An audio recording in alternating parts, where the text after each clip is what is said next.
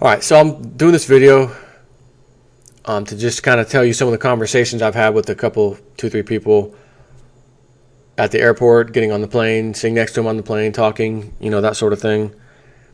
On my trip to San Diego, which then went to Tijuana, Mexico to get the surgery done on my foot because the filthy, rotten, stinking American doctors will not do surgery. One of them did it one time. The MRI said possible cyst or neuroma. Now, a neuroma is going to be your nerves enlarged, fattened, irritated. You're going to see it if you cut in there as a doctor or a surgeon. That's what you're looking for. Now, number one, if this is your toe, pinky toe, a neuroma normally happens over here, is a common spot. Over here is very uncommon. Sign number one, there's a problem. Sign number two, I had shots, alcohol injection shots, cortisone, all that garbage. The alcohol is supposed to kill off the nerve. If it's a neuroma, that's what you do. It's a way of not doing surgery and getting rid of it. Never affected me at all. I did it multiple times. That's sign number two. It's probably not a neuroma. Had 3 different MRIs. They all show possible cyst, this size, this location, has not moved. Sounds like that's what it is to me. Doctor does surgery on me, never even attempted to look for a cyst. I'm just going to cut out the nerve, which I didn't know that until I woke up, because the game plan was exploratory surgery. And then I find out, no, I just went ahead and cut the nerve out anyways. I didn't really see anything wrong, just cut it out anyways. And then, 2 weeks, 3 weeks later, I'm back at the office, check up, and I was like, well, didn't the MRI say that it might have been a cyst possibility too? Because I see where you made your incision, and the mark on the MRI is over to the left and up a little bit.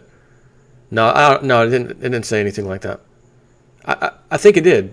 I'm pretty sure it did. Let me go get the paperwork. Well, it does say that. Oh yeah, it does say that. Can I? So what can we do? We could do another surgery if you'd like.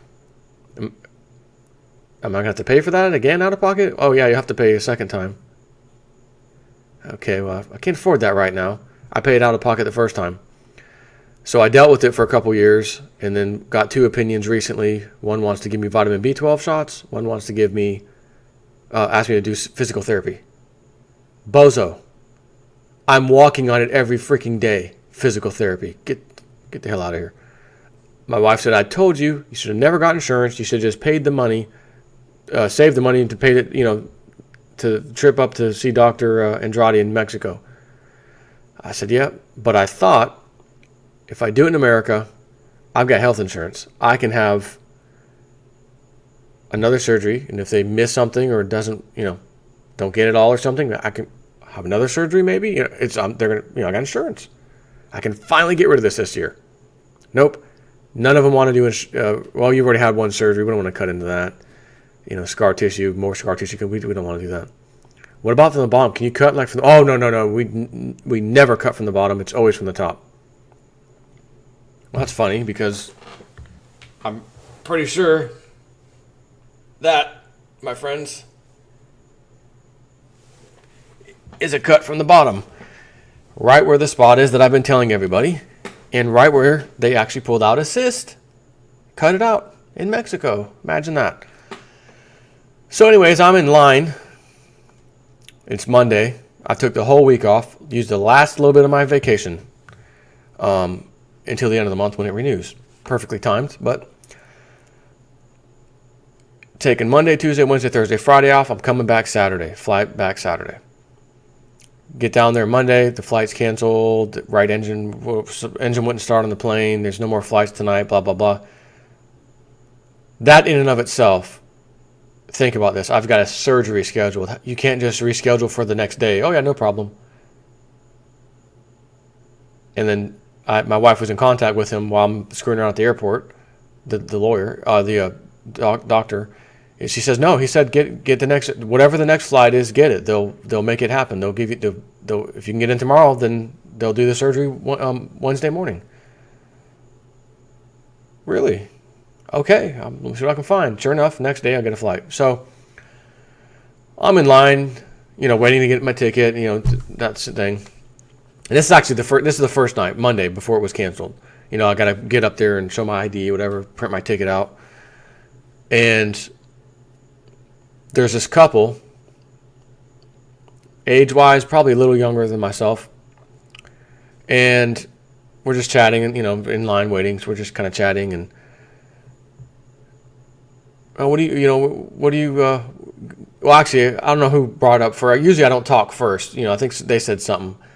And I was like, oh, yeah, that's cool. And they're like, oh, yeah, we're actually moving back to Florida. Or not back to it, but for the first time, what they said was we're going to come back we're going to fly and then come back, and we're moving when we come back. I said, oh, so you're staying in Florida now for good? Yeah. Oh, that's cool. What about you? Well, believe it or not, I'm actually heading to San Diego, and then from there I got to go across the border to Tijuana. Oh, what are you doing over there? I'm actually having a foot surgery done over there. And the girl looks at me and goes, good luck. Pretty sarcastic, good luck. And I was like, actually, no, it's not good luck. Multiple sclerosis, MS? Yeah, it's not curable. Yeah, we know. My wife was diagnosed with it about 8 or 9 years ago. Had all the symptoms. American doctor here, you don't have it. There's no way. She has to fight with them. Can you just write me a script to get an MRI? I'm going to pay for it myself. I just want this to make myself feel better. Because if I see lesions in there, then I know I'm right. That's another sign. All right, fine. So she gets the script. Sure enough, she's got a large lesion and a small lesion in her brain. Goes back to the same doctor. Basically, I told you so. He's looking at it. Oh, my God. He's kind of like pacing around. Oh, God, I can't believe that. I gotta let me look at that again. Put up in the light. Oh, yeah. Yeah. Wow, yeah. Oh, my God. Okay, great. So now that I've got this, I'm going to go deal with it.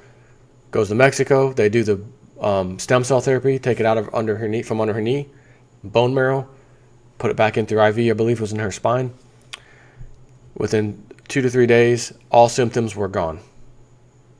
And here we are 8 or 9 years later, and it's the same way. She just recently had an MRI, and then she had one as soon as she came back from Mexico, as in about 3 months or so later, 4 months, somewhere around there, had an MRI. And the lesion, the one was completely gone. The other one was just a teeny tiny little spot. So she thought recently, man, I'd like to know if that thing's growing or, to get bigger. It's the same size. It has not moved. And her eyesight has improved. A side effect of having this procedure done, which I didn't even know until recently when I asked her, why don't you're having headaches. Man, you're not wearing your glasses. That's why. I don't need to wear my glasses. My vision is improved. How the hell that happened? I mean, your vision's improved. Yeah, Dr. Andrade told me when you do stem cell therapy, a side effect if you don't have good vision is that your vision gets better. Okay, well, interesting. So I tell this couple that's how I started. Then I tell them my story about my foot and how I went to this stupid doctor and she's doing this. This one wants to give me vitamin B12. This other one wants me to do physical therapy. So I said, I have insurance. I'm paying weekly $50-something, $55 or something out of my check every week. And my company pays a piece of the additional, which I don't see, the company I work for. So I'm thinking to myself, how much is this really costing, in total for health insurance that I can't even use? I haven't even been denied all these new MRIs and things I've been doing recently. Insurance, nope, sweat, go do it. Fantastic. Doctor, will you do? Nope, won't do it. Don't want to cut. You already had surgery. My sister had 3 surgeries. She can't have any more. She just has to live with it. So, I was like, I know, but I've only had this one little minor one up here. I mean, it's just a little incision up. Yeah, we don't like cutting in there, though. Once you've already had it, scar tissue comes back again. But I'm willing to chance that. Like, I want to get rid of I don't know. Okay. So I'm telling them the whole story. And she was kind of looking at me a little bit shocked, surprised. When another lady standing next to us says, oh, the American healthcare and these doctors, oh, God, I can't stand them. They just don't care. And then I'm like, yep, that's the other thing. So then there's that's on day one, okay? Plane gets canceled, all that stuff. We back off on the plane. And back in line because the Spirit Airlines, is now finding the other airlines. Can we put these people on this flight? How many are in your party? It's taking forever to get back through this line.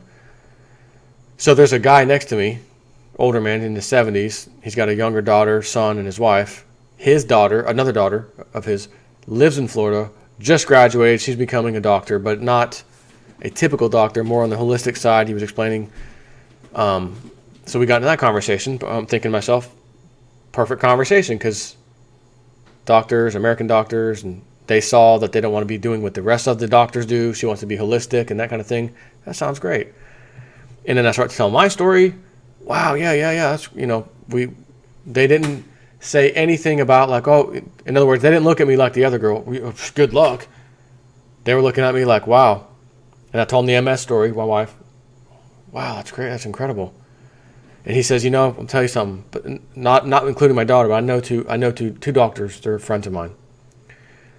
And they tell me that out of 10 doctors in America, 2 out of 10, are actually in it to help, to heal, to care for people. The other 8 don't give a flying shit, and they just want their money and their big house and their, big car, or 2 Mercedes and a BMW and whatever the hell else they want. And then I'm thinking as he's saying this, that sounds about right. One doctor that's telling me, should I do therapy? He's kind of talking to me in a condescending way. First time I ever visited the man, because I wanted 2 new opinions. I already had the one who screwed my foot up. Let me go to another one and another one. And this guy was very condescending and, like agitated that I was even in his office. He's a podiatrist. You deal with foot problems. He's like, appears to be aggravated that I'm even in his damn office. So this guy, we're just talking about, this and that, and the doctors, and they suck, and, his daughter's doing it the right way. She cares, and, she's one of the 2 out of 10. Fantastic, great story. And then, I don't know where, he brought it up somehow. Got into, ever since 9/11, such and such, and this and that, and, I've never, that whole 9/11 thing's really, there's just some really fishy stuff about that. I'm thinking, do you have any idea who you're talking to, sir?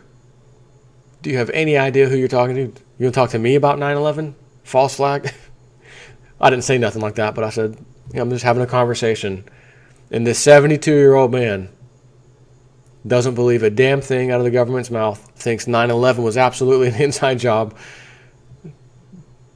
And he says something else later, like, I'm not sure if my brain, at 72 years old, I don't know if my brain's functioning all the way, I said, well, you were able to cut through the 9/11 lies pretty easily. I think your brain's doing just fine. He kind of laughed and chuckled, I'm thinking to myself, should I even mention Sandy Hook or the Boston Marathon?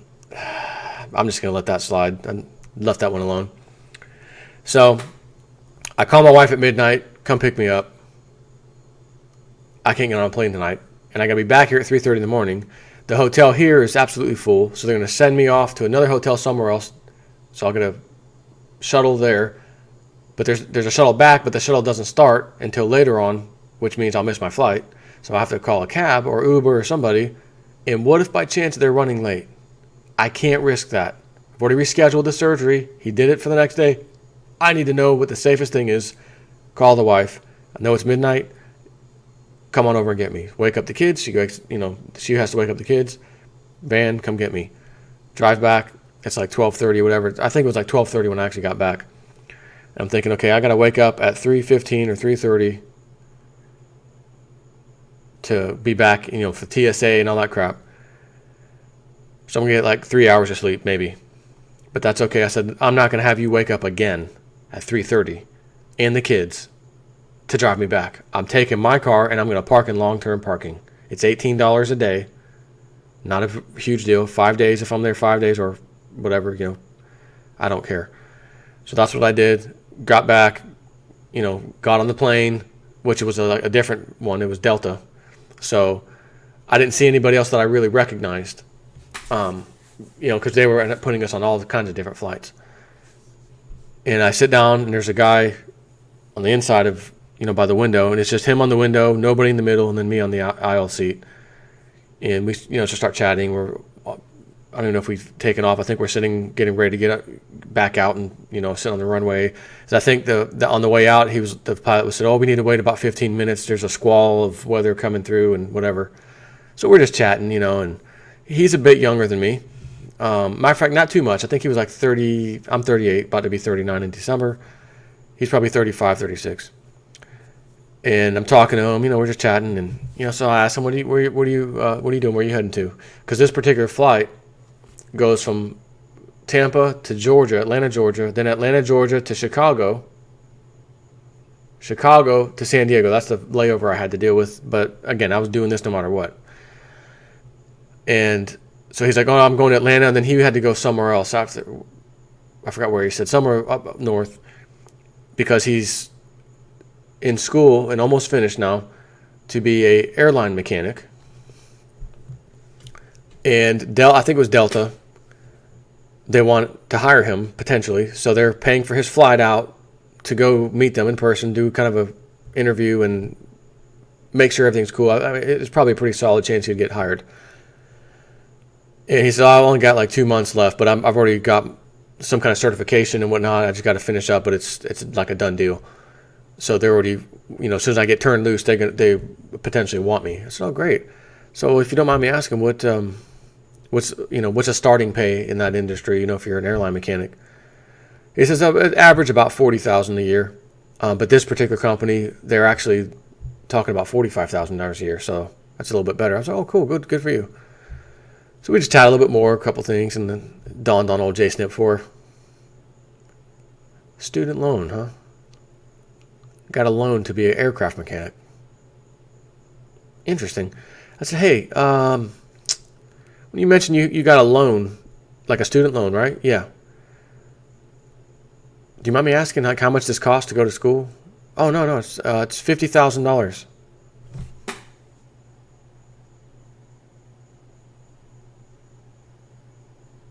$50,000 to be an airline mechanic, starting pay $40,000 a year? Dude, you could be a sheriff's deputy for more 40. A few years ago, they were starting off at 42 or 42.5, something like that, or 43, I think. And you don't have to go to school and pay for it. They send you to the academy and pay you, I think, $15 an hour while you're at the academy for 6 months. You do your FTO rides, whatever, then you're done, you turn loose, you're a full-blown deputy. Now you're getting your starting pay of $43,000. And if you decide to be like an accident investigator or this or that, they bump it up a little bit. You might be at $45,000 like that. That's what I'm thinking in my head. That's free. It don't cost you any school money. So I said, "Wow, $50,000. He said, "Yeah, but..." I said, "Man, what kind of terms are on those? What kind of loan term?" "It's like a student loan." We said, "You get like 20 years to pay it off." Oh my God. I'm thinking to myself, dude, I don't want to crush your hopes and dreams. I'm not even going to comment because it's already too late. And you're all excited about this interview, and I want you to get that job, and I want you to be confident. I'm not going to say a word about your student loan debt nightmare. But he says, "Oh, but by the way, all these years, essentially his life savings, was able to save up about roughly half. So I only owe $26,000. And I told him I don't want to pay on it for 20 years. Let's make it 10 years. So, because if it's 20, the typical, he said, I've calculated by the time I pay it off, I'll pay over $100-something thousand by the time it's paid off. So again, $50,000 to go to school, tackle the debt on there, over $100,000 you paid back. So you can't, in fairness, you can't say, "Oh, it's $50,000 to go to school." No, it's whatever the end result is. It's what you paid is what counts. So if you, let's just say it was a cool 100,000 even.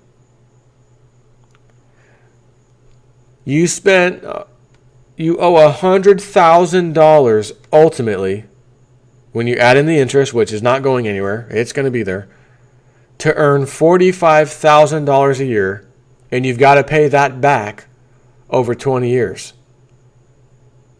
I want you to think about how long ago, which it wasn't that long ago, especially in Florida, where you could buy a house for around $100,000. My sister bought hers for $97,000, I think. Now, again, this was, potentially 15 years ago, roughly.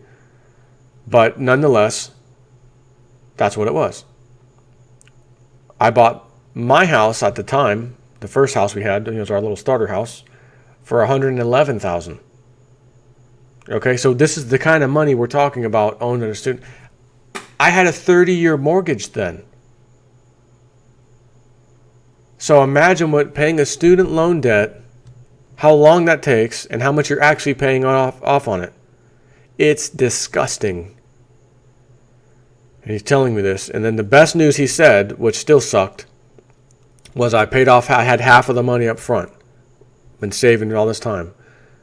And so I opted to do a 10-year payoff instead of the 20. And he says, and when I calculate what I owe if I pay it off in 10 years, I only pay several $1,000s in interest, as opposed to the tens of thousands in interest if I left it at 20, and of course didn't have the half of it paid off.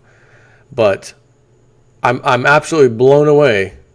He's excited. My wife, we're ready to go. She's,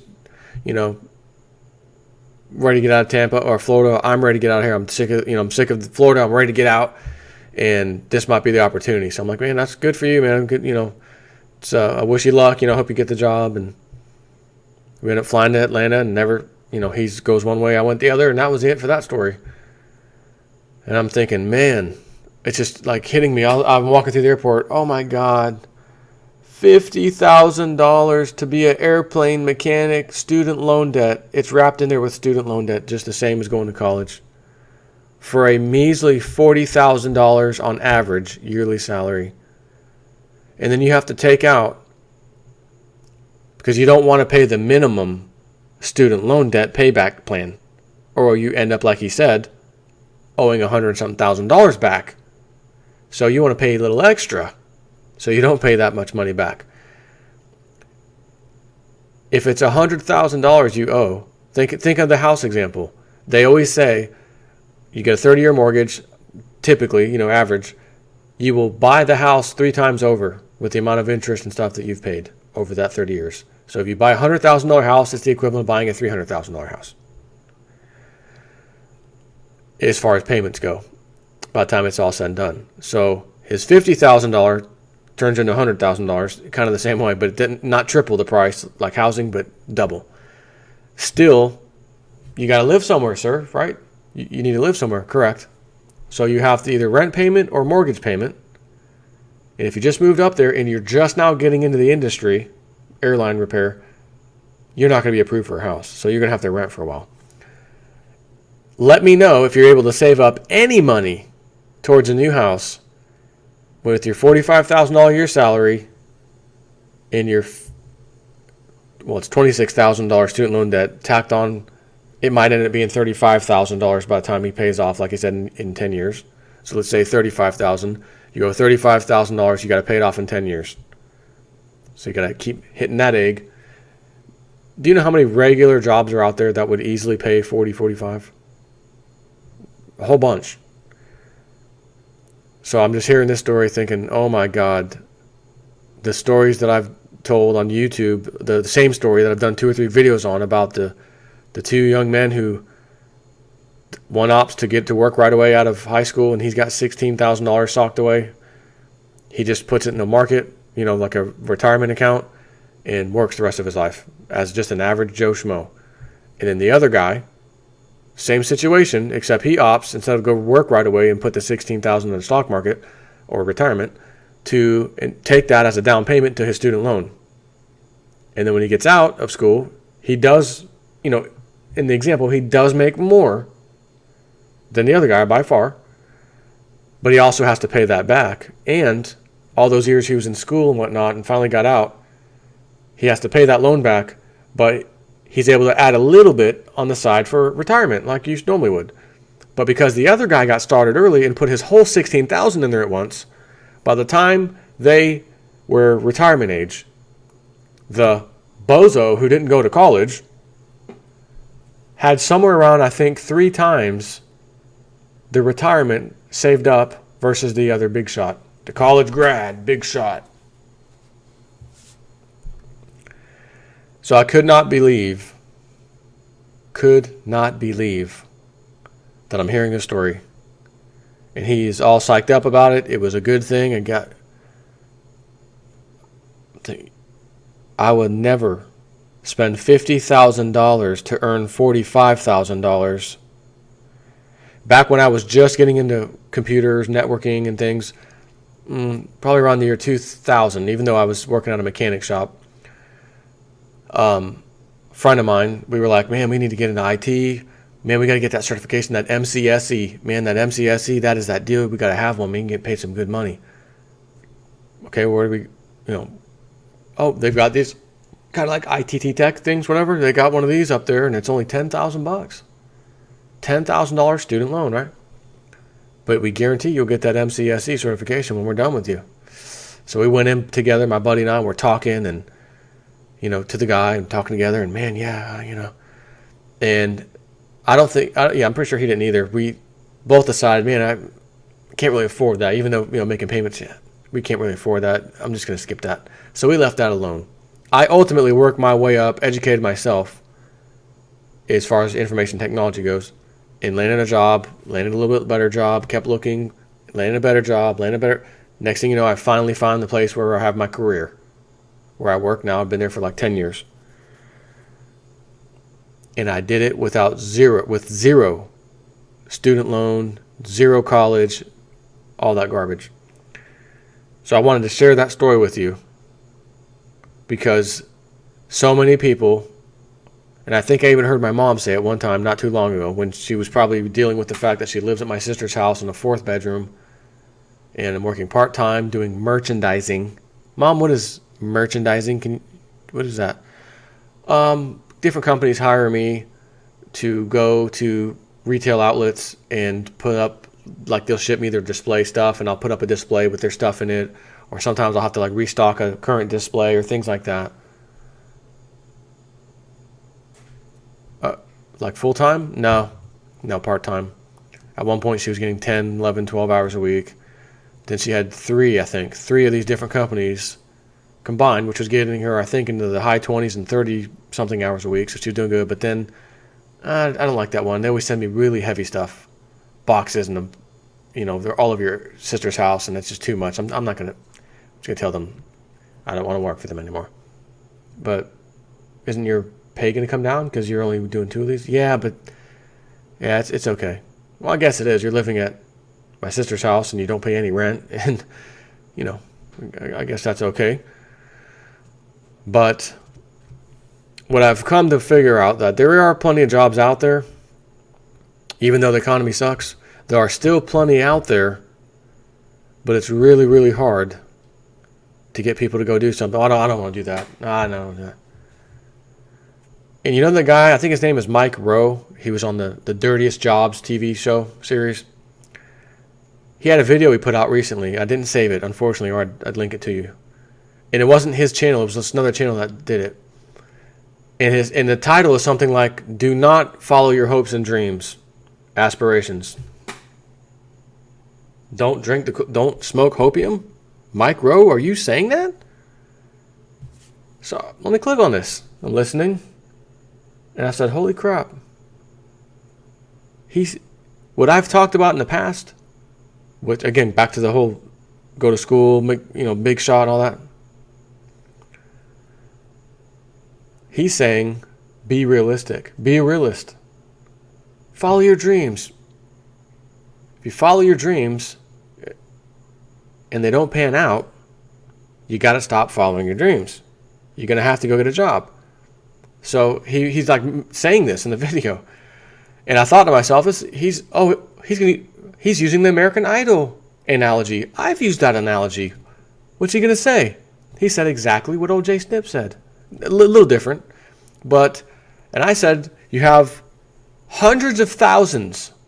It may even be in the millions. I don't know the exact numbers, but hundreds of thousands for sure signing up. American Idol, I want on the show. I'm the best. I want to be the best. I want to be a rock star, singer. They're their whole lives, honey, you do what you want to do. Believe in yourself and you can do anything. Okay, off I go. And I said, do these people not realize there's only one winner? Even if you make top 10, which is phenomenal, there's only one winner. And I remember doing a video about this, maybe once, or I know once, but maybe twice.